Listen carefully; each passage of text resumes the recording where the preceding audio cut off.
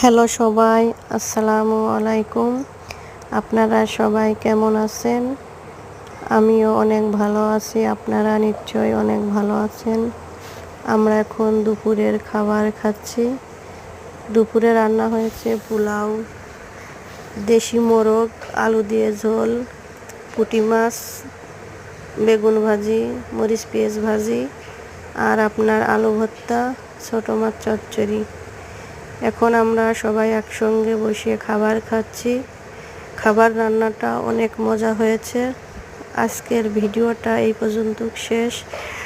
আপনারা অবশ্যই সবাই ভালো থাকবেন, আমার পাশে থাকবেন, আমিও আপনাদের পাশে থাকব ইনশাল্লাহ। আপনারা অবশ্যই আমার পেজে লাইক দেবেন। সবাইকে অসংখ্য ধন্যবাদ। সবাই ভালো থাকবেন। আল্লাহ হাফেজ।